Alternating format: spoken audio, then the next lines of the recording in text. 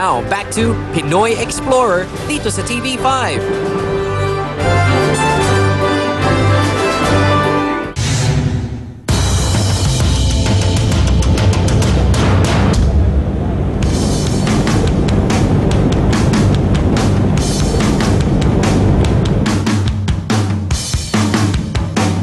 Ay, ang sarap talaga ng halimuyak ng hanging dagat. At ito na ang isa sa pinakahihintay kong pagkakataon.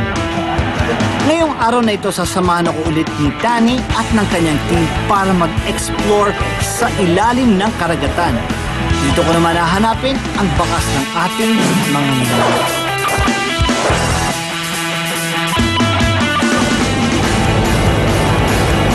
Gusto ko na talagang lumundag sa tubig. This is the moment. Nakita niyo ba yung korte ng isla na nasa likod ko? Ano sa tingin niyo? Parang helicopter.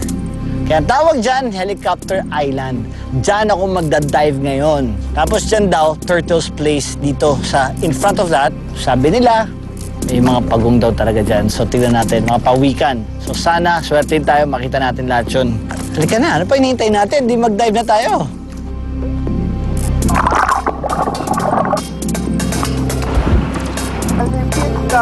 Ang Palawan ang isa sa mga lugar sa Pilipinas na mayaman pa ang maraming marine life. Kaya naman puntahan ito ng water sports at dive enthusiasts. Sa linaw ng tubig, di mo na kailangan lumayo sa pampang. Pero ang i-explore natin ngayon ay ang mga medyo mahiyaing lamang dagat. Magda-dive kami ngayon. Ito na, shore entry yung gagawin namin. No? Since mas malapit lang kasi ito yung dive site, so mas madali ito kung itong gagawin namin. Maghahanap tayo ng pawikan ngayon. And kahapon daw, sabi nila, may mga manta na nakita sila 6. So hopefully makita rin natin yun.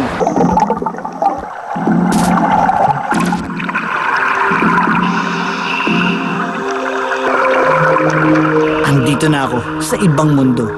Kalmado, tahimik, relaxed. Hininga mo lang ang maririnig mo. Ang sipag talaga ng director namin. Kita niyo yan? Nasa ilalim na ng tubig, tuloy pa rin ang pagdidirect. Pero di pa kami nakalalayo. Eto at may nagpakita na sa amin.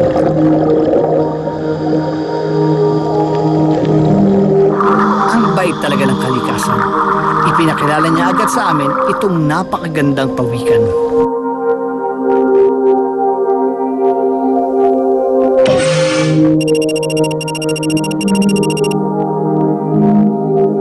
Bilang paggalang, minabuti kong di siya hawakan. Nakakita kami ng mga 3 pawikang mapayapang namumuhay sa kanilang tahimik na mundo. Sunod na pinakilala sa amin ay ang manta ray fish,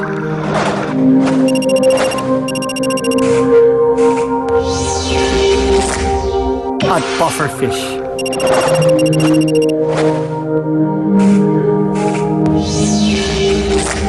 Gusto ko pa sanang libutin ang karagatan, pero lumalalim na kami at hindi na ako pinayagan ng aking dive master. Kaya bumalik na kami sa pampang. Madali sila. Nag-dive sila direct, si Ruel Santiago at si Jonathan. Jonathan, yan ang aking taga-warning pag ako'y lumalalim na.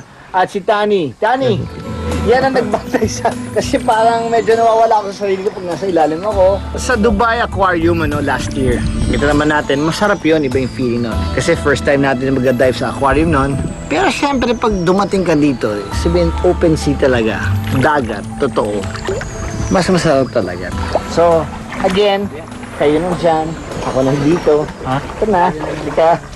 Let's go. Siguro timely that I'm 42 and then you go diving, parang eksakto siya. Mas peaceful, mas appreciated ko ngayon.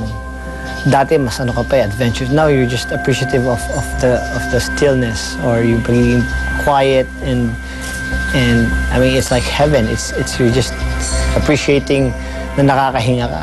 The importance of breathing, you know. Respect of course sa dagat, sa nasa ilalim. So, yun, nakatingin-tingin lang ako. Hindi ko naman ugali makialam eh. Hawak-hawak, manggugulo ng mga... Kaya even the turtles there, yung mga ganun. Tinitingnan ko na sila. And parang wow, sabi ko, this is their territory, this is their world. Ginutom ako sa pagdadive. Sobra. Kaya naman, naisipan ko maghanap ng makakain. Ibigay ito. Yun! Sana wala. Meron? Ay, kumali Joseph. Hindi, direct. Tingnan mo muna ito. Kakain ko isa. Halika na ito. Halika na ito. Halika na.